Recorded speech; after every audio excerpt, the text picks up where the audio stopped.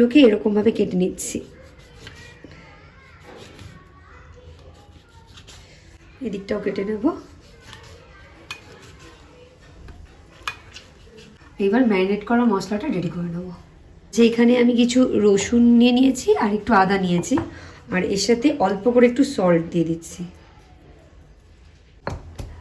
আদা আর রসুন যেটা বাটলাম অল্প একটু নুন দিয়ে সেটা নিয়ে নিয়েছি। মধ্যে দিয়ে দিচ্ছি জিরে গুঁড়ো, হলুদ গুঁড়ো, কাশ্মীরি রেড চিলি পাউডার, গোলমরিচের গুঁড়ো, একটু আজওয়াইন। এটাকে হাতে একটুখানি এরমভাবে ভালো করে চেপে নিয়ে দিয়ে দিচ্ছি। সল্ট দিয়ে দিচ্ছি, লেবুর রস, ছাতু দেবো বাইন্ডিংয়ের জন্য। এখানে সর্ষের তেল দিয়ে দিচ্ছি একটু। গ্যাসটা কম করে রেখে যাতে পুড়ে না যায় ব্যাপারটা। তেলটা গরম হয়ে গেছে, এবার রেড চিলি পাউডার দিয়ে দিচ্ছি।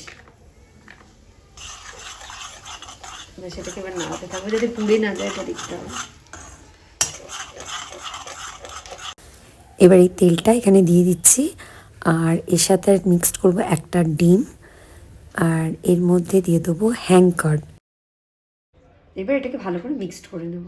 এইবার এই ম্যারিনেশনটা হয়ে গেছে পুরো। এবার আমি এর মধ্যে ভালো করে লাগিয়ে দেবো।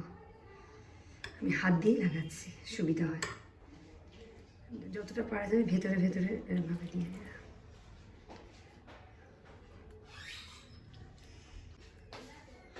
উপর থেকে একটু ঘি দিয়ে দিচ্ছি, দিয়ে ঢাকা দিয়ে দিচ্ছি।